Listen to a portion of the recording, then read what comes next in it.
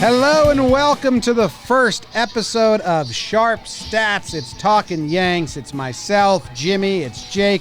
It's Katie, the queen of stats. Sharp. Welcome back, Katie. Very excited to have you. We don't have the intro music from last year. That's going to be a no-go as we've grown. And wOBA, you got some work. About as copyright as it can get, which is sad. Just a nice guitar riff for today. Katie, how are you doing? I'm doing great. I wish baseball was in a little bit of a better state, but I'll take any games I can get right now. Any real live baseball games is awesome. Man, it's kind of put everything in a funk. Us here, Jake and I spend our day in the Roosevelt studio here in the Bronx, RSVLTS, and yeah, the last 2 days it's just like it's like a drain of emotion. We're like so excited to do the shows. We did Sunday night. And, yeah, it's tough, but I am excited to have you back. I think, we had tons of requests. Sharp Stats coming back. Is Sharp Stats coming back? Of course it's coming back. Yeah. We got to educate the fan base. You got to educate ourselves. Yeah, educate ourselves. that too. Yeah, Katie, my goal is to make this a math pod. Come on. Let's go. Math pod. That's math pod. Early math pod chat. That's never been Just seen. kidding. Katie, I was trying to... Well, I was trying to get some likes by throwing your name out there, but I also was trying to come up with some nicknames for you. I got Sultana of Stats, the Arbiter of Analytics, the Woman of wOBA. Do we like any of those? Wait, what was that last one? I couldn't. The Woman of wOBA. Loba? wOBA. Oh, wOBA. Woman yeah. of wOBA. Okay, I didn't get the W part there. I think we should make a call out to the audience. Okay. Let's make a call out to the fans to give me a nickname. It'll always be the Queen of Stats, but when you're a star, Yeah. you gotta have a few nicknames. You gotta mix in the Kid, the Millville Meteor, different things. So Yeah. Oh, absolutely. I'm all about multiple nicknames. Definitely. All right. Good. Katie, when you very first came on the show back in 2018 as a guest, we asked you what your favorite stat was, and you said wOBA. And I didn't even know. Oh, I kind of knew what it was. I didn't know exactly. I kind of was like, I don't know. Now I like wOBA. Is that still your favorite stat? It's 2 years. Things move fast in the stat world. Do you like barrels better now? What are you liking? That was kind of before StatCast took off. I mean, that was probably the first or second year of StatCast, so I really wasn't into that. I don't know. I'm sort of getting into this. Into like spin rate and effective spin. That's going to be a new topic this year. I think we might have to delve into that a little bit. Okay. But just a quick hit, effective spin and spin rate for pitchers. We had Trevor, who does Talkin Baseball with us. He was talking to pitchers and he found that they don't really look at spin rate; they look at spin efficiency, which I guess is that's effective spin. Yeah. Yep. That's much more important. Well, I don't know if that's going to come into play with our first category here, but we're talking about a pitcher right off the bat. It's a conversation. It's James Paxton. It's his velo looking down. It's his arm slot looking a little different. Katie went into the numbers. You went into the databases. You found some information for us. What did you find on James Paxton? How worried should we be? Well, I just kind of want to just preface this. This is obviously, it's the first week of the season. It's an overreaction pod, right? Yes. Yes. All that stuff. So I don't usually overreact to just one game. This is just one game. He had less than 2 innings. It was an inning, and he didn't even get it out in the second inning. But just considering the circumstances around what happened, I think you have to be a little bit concerned. It's something I would say it's a thing to watch. It's not like panic mode. You're not hitting the red panic button yet. But given the fact that Paxton A was coming off an injury, he had back surgery. That's nothing. That's not like a little arthroscopic knee scoper thing. You're back in a week or two. He had serious back surgery. He also had, for some, just because of, I guess it was rainouts and some scheduling stuff, he had no intra-squad or exhibition starts. He only did sim games. And I remember when you guys were kind of discussing that on the pod at that time, just wondering why. And it actually was, I think, because there was a rainout when he was supposed to actually have an intra-squad game or an exhibition. So he didn't really get to face any like I would say live batters in terms of other people besides the Yankees even, or just, a game where people were running around the bases normally. So that is kind of the circumstances that I would say, it gives me a little bit of worry. And, I just kind of want to get the number. We'll just start with the numbers right here because they are really concerning. And if you guys were following along during the game on Saturday, you saw me tweet this out in the first inning because it was something I was looking for. Because earlier during summer camp, he had mentioned that, he had not quite gotten back to the velocity that he had wanted to. And, even in summer camp, he was sitting 91, 92, 93, and people were like, oh, just don't worry, when the adrenaline comes, it'll ramp up and it'll be fine. But clearly that was not the case. So what he did, he averaged 92.4 miles per hour on his four-seam fastball. He hit 93.8. Last year, his average was 95.7. So that's a drop of more than 3 miles per hour, and he hit 100. So basically, his max, I said, was 93.8. Last year, 88% of the pitches he threw were over 94 miles per hour. He didn't even hit that on Saturday. So this is not just, his fastball is down a few ticks. It's, first start of the season, or it's the first inning of the first start. This is serious. This is definitely like something was wrong. And he admitted it. 88% of his fastballs were higher than the max he did last year. His highest fastball in the start. And, Yeah. and again, we'll say it again, this is an overreaction thing. Exactly. We're diving into one start. It's all we have to dive into right now. But they did say his velocity's been down. It's not like he said, well, in camp, my last outing, I was hitting 96. So, this is just a one-off. Like, this is something that's going on, and it's probably tied to the surgery. That's crazy. That's crazy. That makes it sound worse than because when you say the average is 92.4 and last year was 95, you can be like, all right, that's 3 miles per hour. That doesn't sound like crazy. But when you put it the way you just did, 88% of his pitches were higher than his fastest pitch. That's a jarring way to put it. Yeah, and I mean, he mentioned that too. And he also, the thing that really struck out to me was he mentioned that he just didn't have quite his mechanics right. And I think that that's easily explained by the surgery. If he didn't have the proper ramp up for a season, in that he is probably compensating for something with the surgery, and he says he doesn't have any pain, but there is some sort of mechanical issue that he's dealing with, which is in one sense a positive because mechanics can be fixed, whereas pain, obviously that's injury.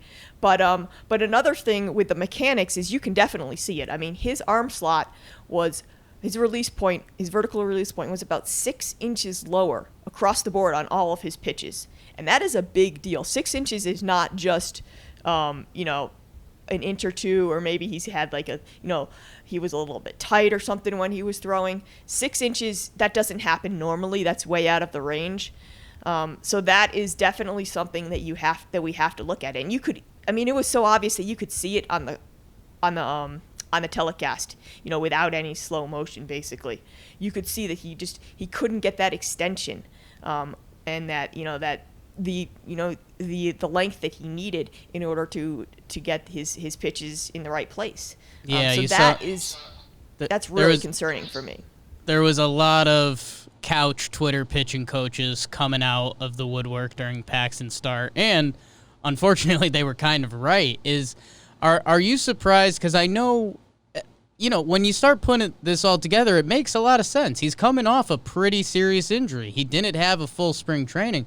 I guess the one part that's surprising to me with all of that information is, the Yankees have been with it analytically for a while. When we're at spring training, we see all the Rapsodo machines and everything they have. Are you surprised that with his release point so different that they would even let him out there, I guess? Is that a weird way to put it? Yeah, that's actually a really good point. I was a little bit skeptical of the fact that they let this go on for the entire summer camp. I mean, summer camp was only 3 weeks, but it's not like this just popped up. He mentioned this at the beginning of summer camp, and he felt that he also said that he felt that his fastball velocity was down ever since he started the rehab back in mid-February. He mentioned that in one of his press conferences, and the fact that they had not sort of addressed this was really concerning. And on one hand, you would think that he would have enough time to kind of ramp back up after the surgery. It's been more than it's been almost 5 months now, and I'm not a doctor. I don't know how long it takes or whatever to come back from this type of injury, but the fact that he's still struggling with his mechanics, his velocity is still down, is just it's definitely something. Like I said, it's something to watch. And the reason that I think that it is mostly the velocity is a real concern for me is because the difference in his fastball between being a 95, 96, 97 and a 91, 92, 93 is really dramatic. And it makes sense. Obviously, it's kind of intuitive. The slower fastball is easier to hit. But for some guys, it's, you have like a Kyle Hendricks. He throws 89, 90 his fastball, and he does fine because of the movement and the mix in the pitches. Paxton's not quite like that. He relies on this fastball to kind of, this high fastball up in the zone that he's just going to blow by hitters. And that's that's been his repertoire so far. So I looked at some numbers from last year, looking at the results on his fastball when it's 95 or above, so basically average or, there we go, microphone, live podcast, either average, 95 or above, the results on that, and when it was below 95, and that's kind of what we're looking at now. And let me see, I pull it up. Yeah, so 95 and above, he had a 13.8% whiff rate, so about 14% whiffs on those pitches, and a 448 slugging, which is, that's pretty good for a fastball. When it was below 90, it was 94 or below, his whiff rate dropped to 9.5%, so a drop of about more than 4%, about 5%, and his slugging was 595 against, so 600. So if you think that's bad, that is not going to get you through a start, and that's exactly what happened to him on Saturday. So he really needs that fastball to be in the mid to upper 90s in order to be an effective pitcher. The arm slot thing's weird to me. Like, do we think that's just mechanics? Is that a simple fix? I actually. Jake, you talk about sitting on the couch and playing pitching coach. I went and downloaded the game footage from the playoffs and then synced it up with the game footage from this game and overlaid his body to see if the arm slot was different, and it was, but the camera angles were a little off, and the video didn't look that much different, so I didn't post it. I just kind of scrapped it. But your numbers say it was off, and a lot of people said it was off. Fastball pitcher without a fastball. I don't know. Seems not great. Not ideal. Yeah, not good. What were the slugging numbers again, Katie? It was 448 for 95 and above, and then 595 for 94 and below. So yeah, just trying to bring that into perspective for people. I'm trying to find the best comparison. So 450. I mean, I was looking at 2017 because I thought Judge's slugging was 627, which the fact we're approaching that range is crazy. The 595 slugging would have been easily the best on the Yankees last year, by far. So picture all the guys on the Yankees, and then I'm trying to see who else.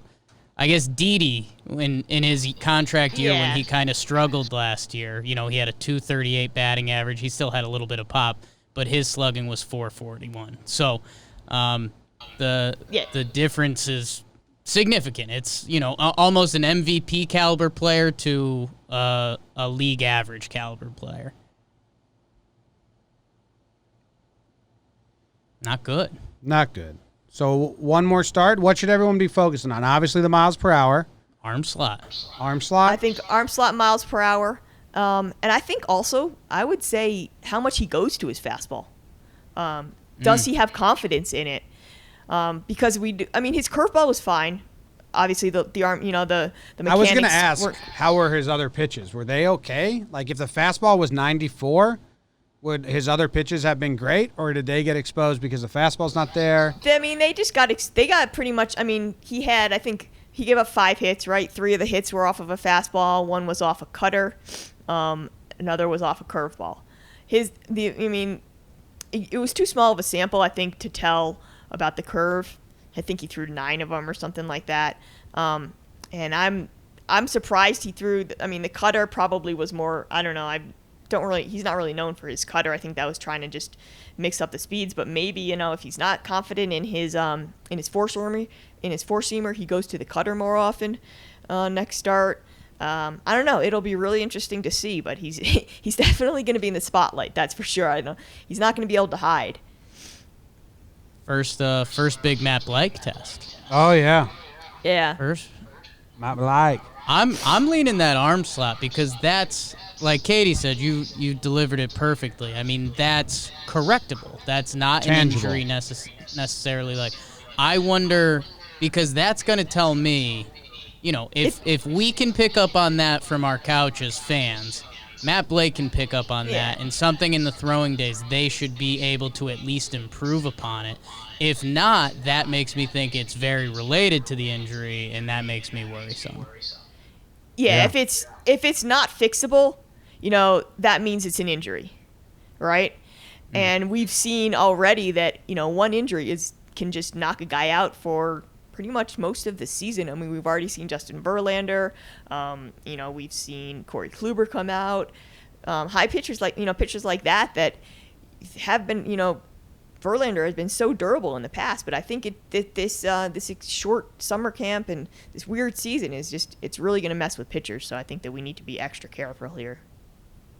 And I guess, is that the positive spin that, he hasn't had a lot of push and the Yankees have been very conservative with their pitchers? So maybe, he was saying the adrenaline should kick in, blah, blah, blah. Maybe this is all right, we need to find the slot. We need to push it a little further because otherwise we're in trouble. Yeah, I mean, it gets into a weird place where should they not have just penciled him as the 2? Right. When you have Clark Schmidt and these other guys early in the Monty. year, Monty got sent down. Like, it seems like how could they not have known about this? I don't know. Yeah, that's a little bit concerning. That they let him go out there knowing. I mean, they had to have seen what his mechanics looked like. Yeah. Yeah. All right, well, let's turn it into a fun conversation. Yes. Jake's doppelganger. Yes. We're moving on to the speed of the game. Tyler Wade, we saw in game 1, we saw him really take over a couple innings with his speed. Like, he goes first to home on a double that didn't even reach the wall, or did it? No, I think it got cut off. First to home on a ball that didn't reach the wall is crazy. And then, he lays down the bunt. They don't get the out because they're rushing the play because he's so fast. What's Tyler Wade going to do for us this year, or what can be game-changing about his speed? It's just something different we haven't seen in a while. So what do you got on Wade?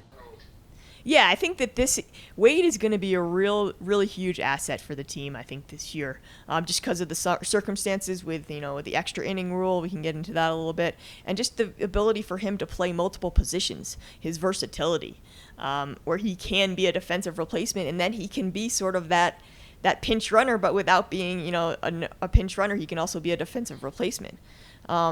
So let's just put some numbers to what his speed really means to this team, and just even in a small sample, how incredible he is and how he can change the game. So last year he actually had the highest sprint speed on the team, which is pretty impressive considering Brett Gardner is also on the team. Obviously, smaller sample. He did have the second fastest home to first on the team, just behind Gardner. Veteran. And just consider, so he had Gardy still has him beat. What? Oh man, I wonder if that's known in the clubhouse. I think it's hilarious. Gardner still has him beat. I mean, I hope Gardner's talking shit every second he can get. Oh, he's got to be. Faster than anyone. You're faster than everyone in this room, Wade. Besides me. It's not the old man. That's good. And I am 10 years your senior. That's good. Okay, noted. I can see there being some sort of wrestling belt, that gets passed around. Gardner's just got that. hanging in his permanently in his locker. Just Always. wears a pin, fastest guy in the team. Just like walks around showing. That's this guy to first. That's good. That's funny. All right, so just a couple more things to kind of put into perspective how fast he is. So Fangraphs has a base running statistic, and it's kind of what they used for their WAR statistic. Gets incorporated into that, and so it's a counting stat, and it's basically all encompassing. It includes like stolen bases, caught stealings, avoiding double plays, taking extra bases, being thrown out on the bases, some things like that. And it's converted into a runs above and below average number. So if you kind of put that to think about that context. So Wade, who had the 16th most plate appearances on the team, so in terms of his playing time, he actually had the second most base running runs, according to Fangraphs. Behind Gardner, obviously had quite a few more, but that was pretty remarkable.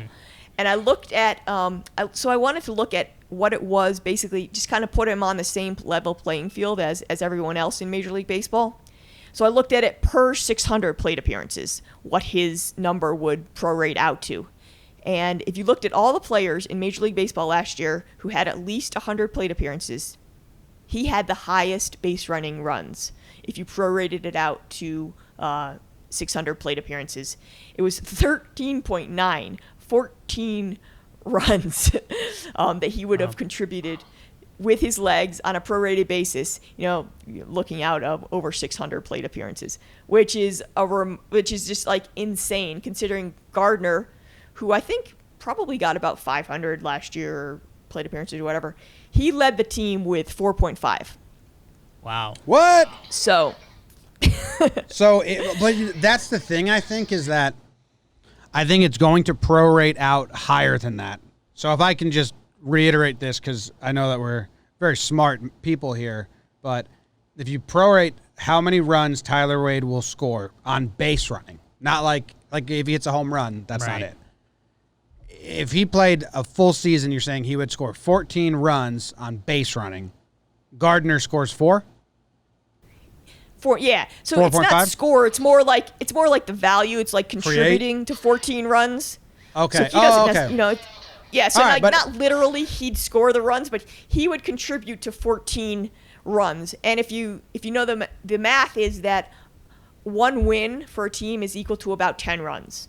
So 10 runs is about equal to one win. So just with his legs, Tyler Wade would have contributed about a win and a half to that team, which is very impressive.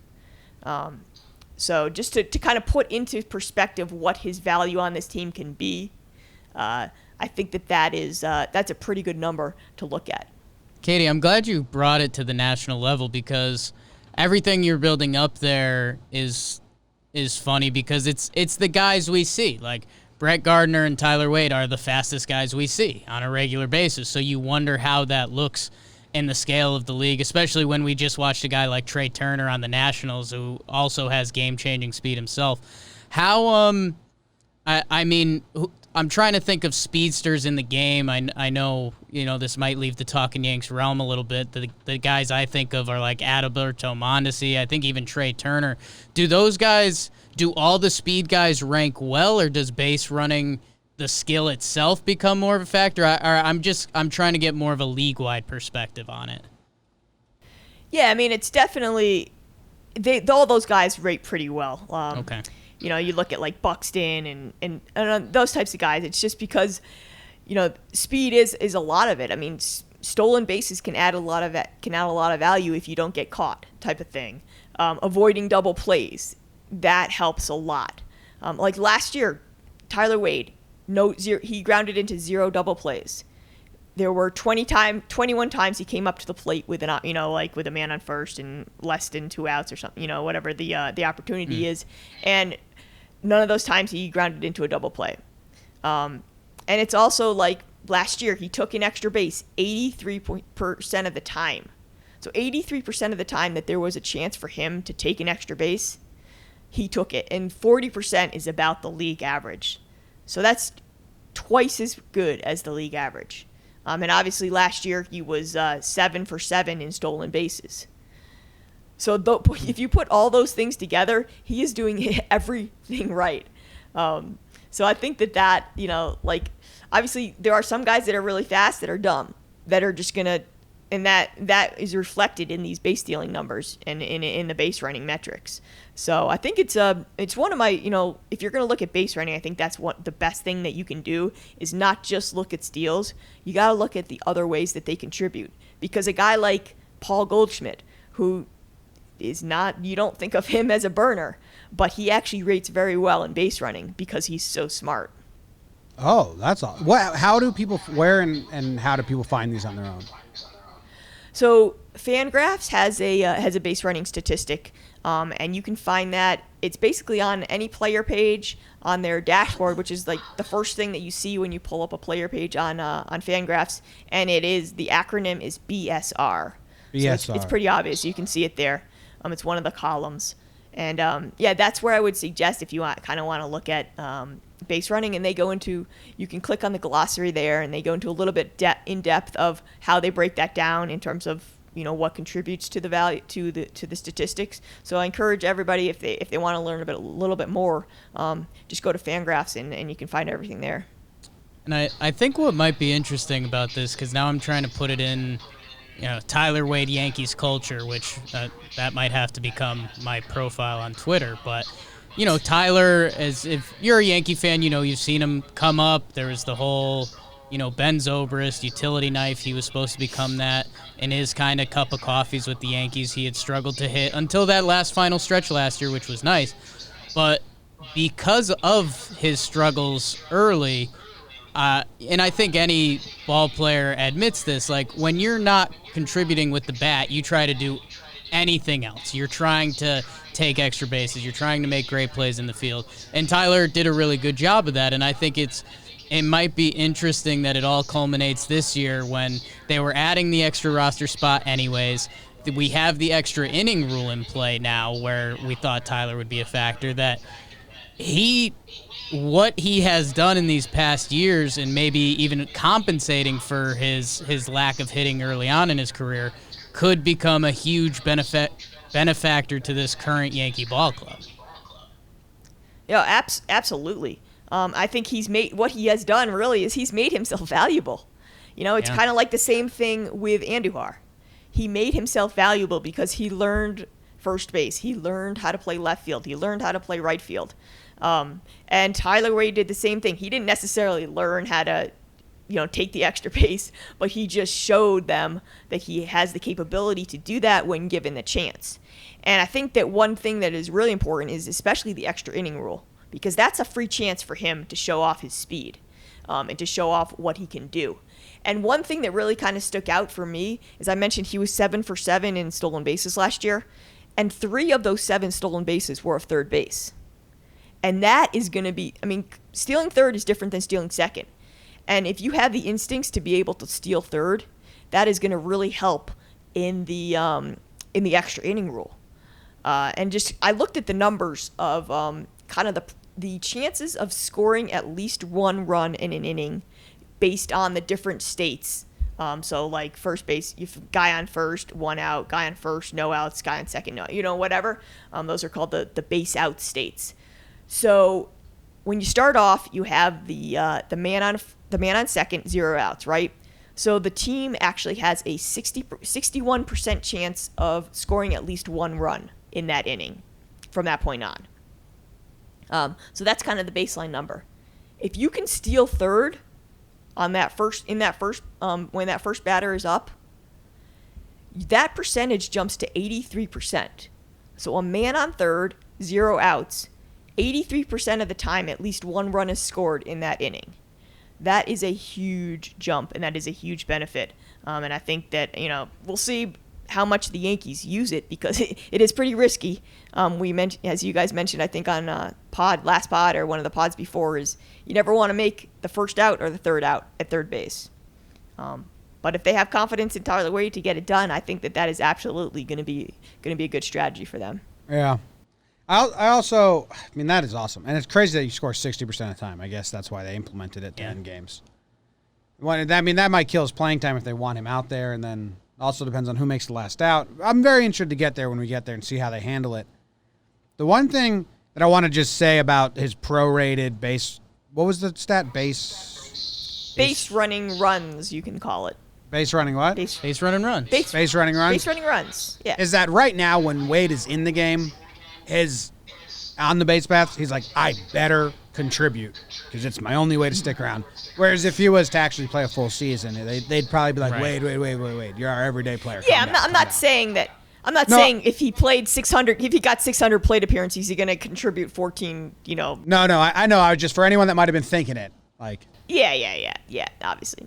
I think where the Tyler Wade stolen base and stealing third base stat comes in, more importantly for me, is that we kind of went through the Yankees lineup and we were kind of trying to find where you draw the line in the sand for who would be bunting.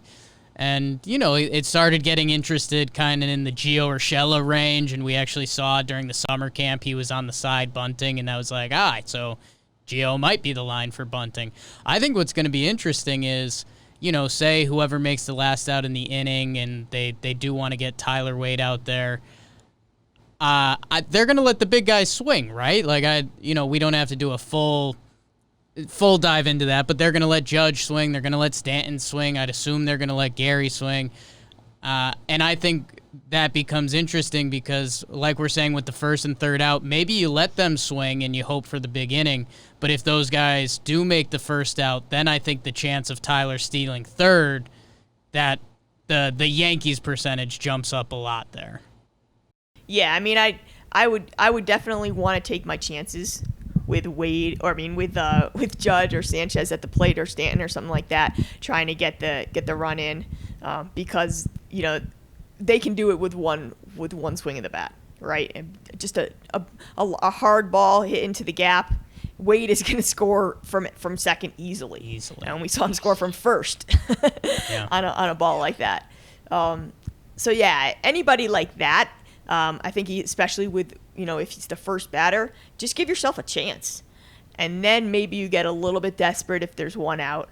And then with two outs, it does become a little bit of a different chance because you certainly don't want to get thrown out at third to make the final out. Especially if you have somebody like, a Judge or a Gary at the plate. Yeah, I'm really interested in their strategy when it comes to extra innings, how they handle it. I have some breaking news for the two of you. Breaking news. Cole will start tomorrow's game against the Orioles.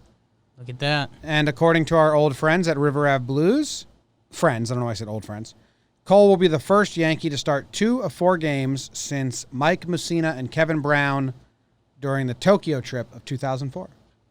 How about that? And then Hap will start Thursday. Then Tanaka and Monty start this weekend. Oh, it's coming together. So they're giving Paxton an extended rest then, I guess that means. Or they're giving him more time to Interesting. figure out what's going on. Interesting. I don't like Hap. Don't like Hap getting his first start in Camden against the Orioles, who bash lefties pretty good, but that's another thing. Katie, I wanted to ask you, because you're a baseball purist at heart, maybe. Does the extra inning rule drive you wild? Are you okay with it for the year? Where are you at with it?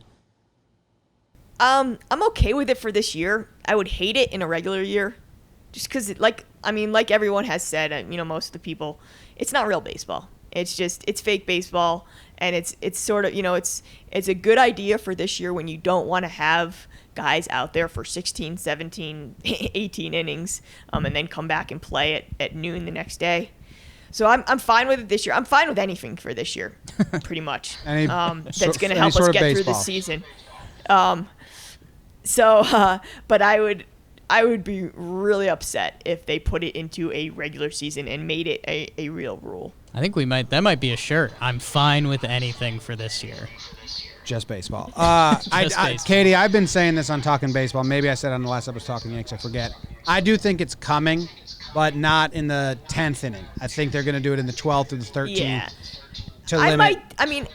I might be okay with something in the later innings, once it gets to 13 or 14, because I kind of hate those games as much as most people I got do. stats for you on it too. Uh-oh. 80% of extra inning games end before the 12th inning finishes. So as long as they give us like 3 extra inning games, I'm fine with anything after that. Seems like you're not going to cut out a lot. And, the 15, the 16 inning games, while a novelty and you do get the update, they're in the 16th inning, oh, wow, that's cool. But then you see it's a position player pitching and it's just guys swinging for the fences and then your bullpen's hurt the next day. I'm fine with them limiting that. But give us 2 or 3 innings of real extra innings. The real baseball. That's my thing. Yeah. Well, the other Speaking thing that's changing about the season, our third topic of the day, is the expanded playoffs. The top 2 teams in each division will automatically go to the playoffs. They both get a 3-game set.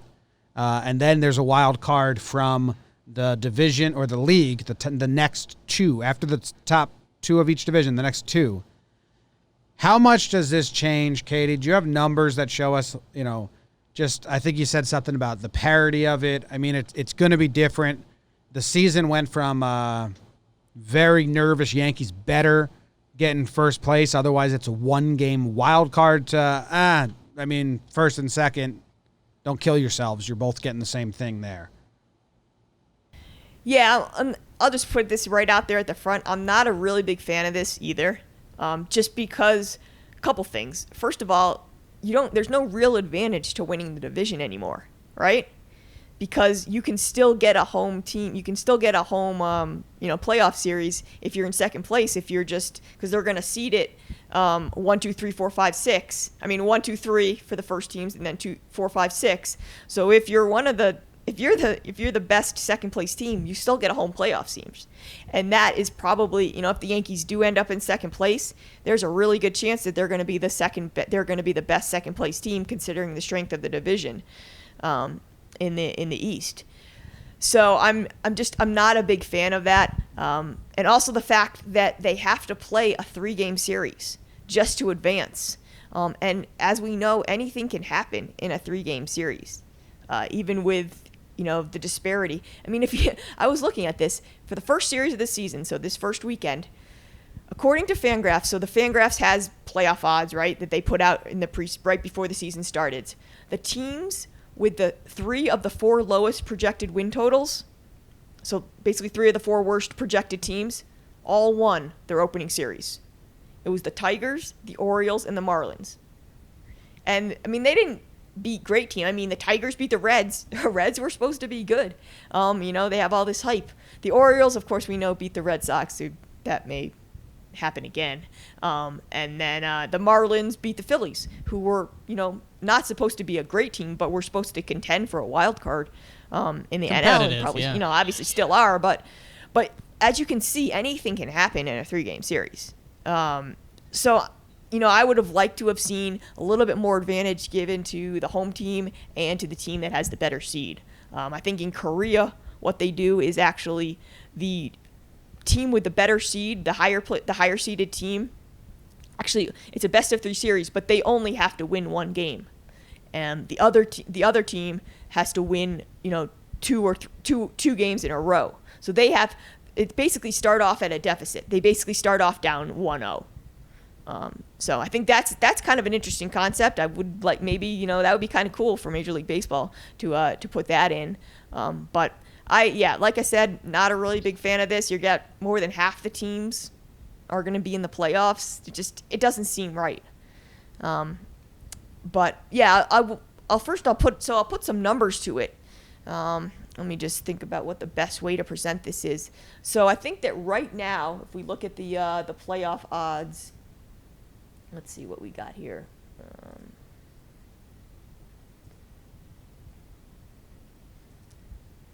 The Yankees still have, with the change, obviously what happens is the playoff odds go up for every team dramatically, right? So before they implemented this new playoffs, the Yankees were at about 72%. 73% to make the playoffs, which is, still high, and about 48% to win the division and about 11% to win the World Series. So with the new playoffs in the preseason, the playoff odds jumped all the way up to 91%, and basically a lock. Whereas then the division odds kind of just stayed the same at about 40, and the the World Series odds dropped a little bit to 10%. So basically all it does is it just pushes everybody's playoff odds up a ton, and it actually hurts the best teams just a little bit in terms of their World Series odds, because everything's compressed and anything can happen when there's more teams in a postseason format, a larger postseason format. So it's going to be crazy. And I looked at what happened. I looked at some of the numbers. So before, with 162 games, 17 of the 30 teams in Major League Baseball had at least a 20% chance of making the playoffs. So 1 in 5, that's pretty good. So 17 teams. With this new format and the 60-game schedule, 23 of 30 teams now have at least a 20% chance of making the playoffs. That's more than, I think my math's correct, that's more than like 2/3, right? Jake will confirm the math. We're a math pod. That's more than 2/3. Okay, maybe. Good. Thanks. So I think, basically, unless you're the Orioles, everyone's in it this year kind of thing. And who knows? I mean, the Orioles, hey, they were in first place, right? They were in first place for a day, I think. Took those Red Sox pictures for a ride. And yeah, I was on a pretty big, because I did want them to expand for this year. I didn't want them to expand this far for the reasons you just said. And I think I did want them to expand because the number I want to reemphasize is 73%. I think that number would surprise people, but 60 games in baseball is such a tight span that, let's reverse engineer that. Flip a quarter 1 out of 4 times. One of those times the Yankees would, in theory, miss the playoffs this season. Now, I do think it's a little different. I know baseball's tricky because if you try harder, you normally do worse in baseball. I do think if you're more focused in general and you're not punting away some games. But I did want them to expand to 12 or so. They did go too far with it, and you're right. And I hadn't even really thought about the 3-game playoffs, Katie, because I think in general I was thinking about playoff matchups, and we end up talking about the AL Central a lot on Talkin' Baseball, and it's I think with the Indians Aces, you'd probably rather face the Twins if the Indians are playing their best baseball. But a 3-game series especially. Yeah, I've always liked the way where the top seed just wins 1 and the other seed has to win 2. Yeah. It's interesting. That'd be a way to give the division winners more of a reason to win the division. Because right now there's really not any reason to win the division. And I think we're going to see that. If the Yankees have at least second place locked up, or the Rays have at least second place locked up, they don't care. They're just going to they would rather make sure their pitching is in order for the 3-game set and everyone's healthy than win the division and maybe get a better seed, because you're not even guaranteed to get that much better of a seed or worse than a seed. So I think they've ruined the last 2 weeks for all the good teams of the season, because every top 2 team they don't care about the last 2 weeks of the season anymore, as long as they're in. Yeah, I mean, if you think about it, if you can line up your 2 best starters, and all you need is 2 good starters for that 3-game series, think about a team like Texas, right? If the Rangers somehow make the playoffs, they have 2 top-tier pitchers, right? Yeah. They could win that series against any team easily. Pitching's not everything, but it is a lot. Yeah, it's going to be weird. I think they went too far. I understand why the players and why them voted on it, but it changes everything. It's all about money. Oh, yeah. It's all about money. It's because they wanted to get the most possible postseason revenue. And when you add, I think they're adding something like at least 14 to 20 games to the postseason inventory. Yeah. I mean, that's all just going straight to the league and actually now to the players. Yeah, and like I'm saying about extra innings, where they've placated the fan base, and once we see this rule, you already have me saying, well, just do it, but not in the 10th inning, do it in the 12th inning, and you're already having me hedge and get there. Once these expanded playoffs happen and something wild happens in the first 2 rounds, I guarantee even us may be sitting here being like, that was kind of fun, do it again. And that's how they inch you in and they keep it going. That's why the players said no to a lot of this right away, because they know this is going to happen. So I'm weary. I think it was bad to even do it. I wonder if I'm just trying to think about a team getting funky with some strategy. Like, could the Yankees, save Garrett Cole for potentially game 2 or game 3? Like, if you win game 1, you could almost keep Cole in the bag. I don't know. I'll be interested to see if a team gets funky with a strategy. It depends on the scheduling. Like, if Cole goes game 1, which you're going to do. We're going to do. Yeah, but I know. if Cole goes game 1 and they win the first 2, can he start game 1 of the next series? I'm assuming they're 3 consecutive, but I am too. Yeah, I don't know. It'll be interesting. But you're gonna want to just have first or second locked up so you can get your pitching in order. Yeah. Like, I don't think you're going to see any first and second place teams fighting for first place. It'll be interesting. I think there's a very good chance you're right. I think they will pick health over final record. We've seen the Yanks do that the past couple years for sure. But they've also kind of been pretty settled in their spot. Like the Red Sox ran away, the Yanks ran away last year. That I don't know if the Yanks and Rays are fighting for the division, and that's the difference between playing the White Sox or the Indians in the first round. I think you might see a little bit of hustle. Maybe. Yeah, I mean, I think that there are some good things. Obviously, at the bottom of the race, I think it's gonna be a little bit more intense because there are so many more opportunities to get that. You don't even have to be in first or second place in your division to make the playoffs. They're taking the whatever it is, the next 2 best teams. So I think that there's going to be, obviously everyone's going to feel like they're in the playoffs, and we saw that with the odds that I showed earlier. That everyone thinks they have a chance. Yeah. So it does have some good qualities to it, and I think in this season, where I think it is good for this season because if say like your star player gets COVID and he's out for 3 weeks, right? But you're still an amazing team when he comes back. Yeah. This gives you the chance to make the playoffs and then be fine in the playoff. Like, what if Aaron Judge and Stanton, suddenly they get COVID and they're out for 3 weeks, but then they're back for the second half of the season, whereas without the expanded playoffs, the Yankees might not have enough time to make it up, and get one of the 10 spots. But now that there's 16 spots, there's true. A better chance for them to be able to kind of prove how good they really are. That's true. Yeah. All right. When you make it sound like that, it's good. If the Yankees can get benefited from it, that's great. Too much logic at the end. Yeah. Well, that was a great first episode of Sharp Stats. I hope the season continues and we can keep these up. I feel smarter That's right. already. It's good to be back. There was that one scary line about Paxton at the start. I forget what it was. 88%. Oh, yeah. It was that first fastball stat, and I was like, Katie. Yeah. Come on. But then it was good stuff. His fastest pitch in the game this season was slower than 88% of his fastballs last season. That's scary. And we'll end it on the scary note. And my Katie Sharp tweet I sent out before we recorded this, Brian Hoke just liked. So he's a Sharp Stat fan. So oh yeah, watch out for that in the next MLB article you read. All right, that about wraps this one up. Thank you guys for tuning in. Always tweet at Katie and tell her she did a fantastic job.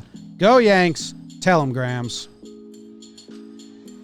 Oh, tell them Grams. Go Yankees.